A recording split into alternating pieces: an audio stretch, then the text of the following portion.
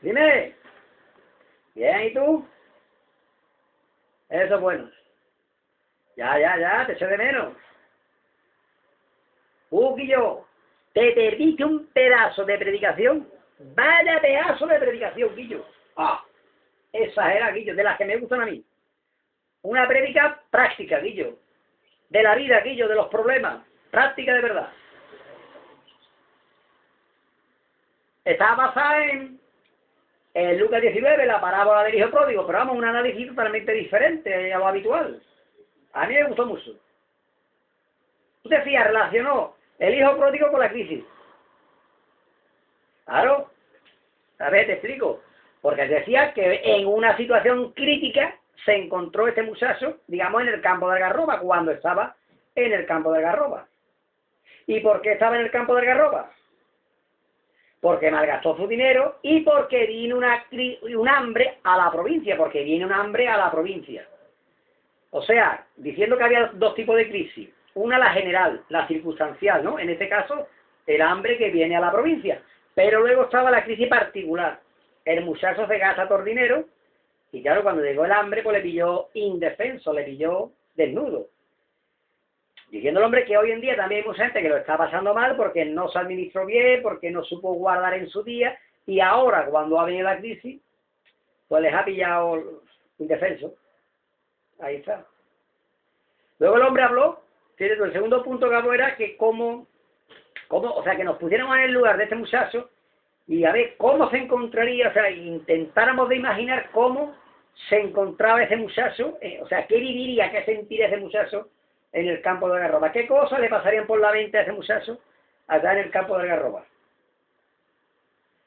Lo primero que decía el hombre que se sentiría culpable, obviamente porque era responsable de lo que había pasado, de estar así, ¿no? Y que el sentimiento de culpa tela marinera.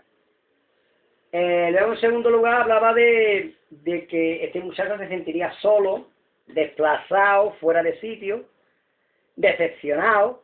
Por un lado, porque no estaba acostumbrado a esa vida, ¿no? Hay otra gente que vive en esas circunstancias, pero está acostumbrada más o menos y sabe navegar.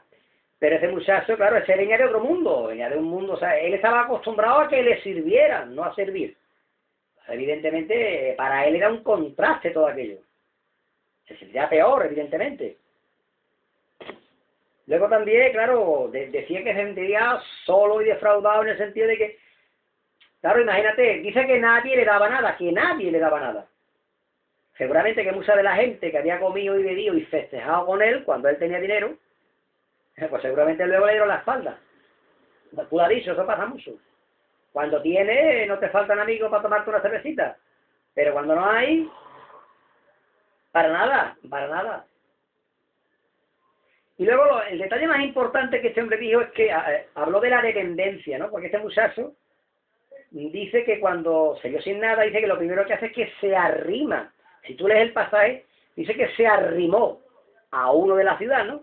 Ese se arrimó significa el estado de dependencia, o representa, simboliza, el estado de dependencia al que llega una persona cuando se ve en esa situación, ¿no? O sea, tú en una situación de crisis te ves obligado a hacer cosas que en condiciones normales tú no harías. ¿Entiendes? Claro, y en cierto... Hombre, tú eres dependiente, claro, todo el mundo es dependiente de un trabajo, claro, tú dependes de un trabajo, de una empresa, de un sueldo, pero bueno, tu situación más o menos es estable, más o menos está regulada, ¿no? Hay un convenio que regula tu relación laboral, ¿no? Pero tú ponte en el caso de una persona que no tiene trabajo. Que no tiene trabajo, Guillo. Ahí está. Lo que le echen a 4 euros, pues a 4 euros. 12 horas, pues 12 horas. ¿Qué va a hacer? Tendrá que tragar, ¿no? Y se come su orgullo. O sea, cosas que tú hace 5 años tú no harías, pues hoy le tienes que hacer. Tienes que tragar. ¿Por qué? Por ese estado de dependencia al que te lleva la crisis. Claro, te anula, claro que te anula. Claro, y pierdes personalidad incluso, yo qué sé. Pero bueno, el caso, analizando, yendo al caso, ¿no? Lo que decía este hombre, el tercer punto que dijo, ¿no? ¿Qué es lo que no hace este muchacho? Porque claro, para analizar, digamos, la acción, la actuación de este muchacho, pues también habló de lo que no hizo. Primero, o sea, Primero lo que no hace el muchacho, ¿no? Y luego lo que hace el muchacho, ¿no? Ahí está. Entonces, en lo que no hace, el hombre dice, mira, mucha gente en una situación como esta en la que el muchacho se vio, ¿cómo actúa? ¿Qué hace? Claro, hay gente que se vuelve loca, hay gente que se deprime y acaban en un psiquiátrico, hay quien se suicida, hay gente que cuando se ven en crisis y no tienen nada, se suicidan, hay otros que se tiran a la mala vida, a la delincuencia, a la prostitución, en fin. Claro. Hay quien se acostumbra, que es verdad, y lo dieron muchachos, también hablo de él, pero incluso fíjate lo que hablábamos, ¿no? Incluso decía el hombre que incluso quien se acostumbra a eso, o quien se adapta a eso, él decía que el que se adapta, incluso pues también negativo. También negativo, te voy a explicar por qué. Porque en cierto modo eso es una pérdida de fe, detrás de lo que hay un poco pérdida de ilusión, ¿no? Ya me da igual todo, ya me da lo mismo. En cierto modo también es una pérdida de fe, de ilusión, de ganas, de voluntad, yo qué sé, de todo. Claro. ¿Sí? Y luego, cuando habló de lo que hace el muchacho, de la actuación del muchacho, ¿no? Él dio, digamos, 4 consejos para salir de la crisis. O sea, los 4 pasos para salir de la crisis. Que fueron los 4 pasos que este muchacho dio. Y lo pone como ejemplo para la gente que está en crisis salir de ahí. Los 4 pasos que hay que andar, digamos, para salir de la crisis. Tú vas leyendo el pasaje y conforme lo vas leyendo es simplemente analizar la situación, o sea, la actuación de ese muchacho. Lo primero que dice es que volviendo en sí, o sea, si volvió en sí porque antes no estaba en sí, ¿no? No, eso es lo que decía el hombre, que eso lo que representa es que usó la cabeza, que usó la cabeza. Recapacitó, tomó conciencia de su realidad, se dio cuenta de cómo estaba, y entonces dijo, de aquí tengo que salir, empezó a, fin, ahí está, empezó a analizar, a ordenar un poco sus ideas, a buscar soluciones. Él evidentemente buscó la solución en la casa del padre. Él vio la casa del padre, volver a la casa del padre como la solución, ¿no? O sea, él, digamos, se marcó una meta, se marcó un objetivo, vio una salida a su problema, entiende, y a partir de ahí, pues, decide de hacerlo. O sea, lo primero, usa la cabeza, ve. Claro. Saber dónde no quieres estar y saber dónde sí quieres estar, a dónde quieres llegar. Esa es la mejor forma de usar la cabeza. A ver, ¿dónde estoy? No quiero estar. Pero ¿dónde voy? ¿A dónde voy? Tengo que saber dónde ir, tengo que ver una solución, tengo que marcarme una meta, marcarme un objetivo. Y ahí está. Y ya hay mucha gente, tú lo sabes, con el tema de la droga, por ejemplo, que sale del pozo, pero luego no saben dónde ir y al final acaban otra vez en el pozo. Ahí está. Segundo punto. Fuerza de voluntad, fuerza de voluntad, porque el muchacho, después de que tomó la decisión, que razonó y en plan, ¿qué hace? Me levantaré y me iré. Y se levantó y se fue. O sea, fuerza de voluntad. Ahí está. Es que hay que ser consciente que donde tú estás, a donde quieres estar, hay una distancia, hay un camino que recorrer. Y ese hay que recorrerlo.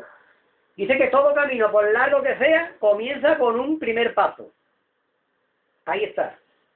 Y el primer paso es ese. Tomar la decisión y empezar a caminar. El primero es el más difícil, es el que queda. Ahí está. Fuerza de voluntad, Guillo.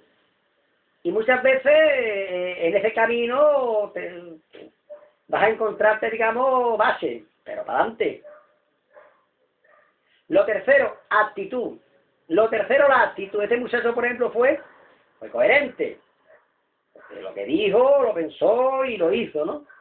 Luego fue consecuente con su realidad. El muchacho había sido rico, pero ahora era pobre. Y entonces a la hora de marcarse meta, él no se va por las nubes. Yo soy pobre, el siguiente paso es ser jornalero, así que me voy a buscar a mi padre, pero para ser jornalero.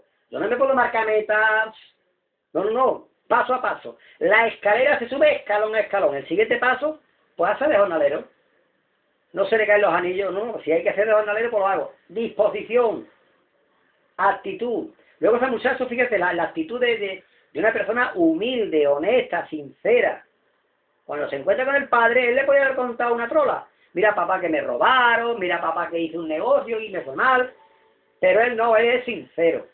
y habla con el padre y le dice la verdad, reconoce su error. Esa es la actitud. Disposición, buena voluntad, sinceridad, honestidad. Quillo, porque si tú vas por ahí buscando trabajo y vas en plan mintiendo y de malos rollos, al final te pillan. La mayoría de las veces te pillan. El cuarto el más importante, tener a alguien que te ayude, tener a alguien que te ayude. Ese muchacho salió del pozo porque sí, puso voluntad, se lo pensó bien, la actitud, pero lo más importante, el padre le echó una mano. El padre le echó una mano. Tú imagínate que el muchacho este, en vez de encontrarse con el padre, se encuentra con el hermano. Ya no es lo mismo, que no. Ahí está. Por eso es muy importante tener a alguien que te ayude, buscar a alguien que te ayude, buscar a gente que te ayude. Es muy difícil, y eso de que la gente... Yo salí solo, eso de salir solo de la crisis del pozo es muy difícil, ¿eh? Normalmente del pozo se sale cuando alguien te tira una cuerda. Eso está claro. Y ese muchacho, gloria a Dios, pues encontró a su padre que lo sacó de ahí, que lo recibió. Ahora también es importante esto, ¿no? Que el padre no fue a buscarlo al campo de Algarroba, del campo de Algarroba salió él, o sea, los primeros pasos los dio él, ¿no? Eso incluso tiene una lectura, digamos, espiritual, ¿no? Claro, que cuando tú estás en un problema, muchas veces esperamos que Dios nos ayude, ¿no? Pero a veces Dios no nos ayuda porque está esperando que nosotros cambiemos de dirección y demos el primer paso en la buena dirección. Luego, como ese padre, ¿no? Está dispuesto a echarnos una mano y a sacarnos del pozo. Pero Dios muchas veces quiere ver que la actitud nuestra, claro, nuestra actitud, nuestra disposición y nuestras ganas de, pues eso, de rectificar, de corregir y de cambiar de dirección. Vale, pues nos vemos. Ya hablamos. Vale, adiós.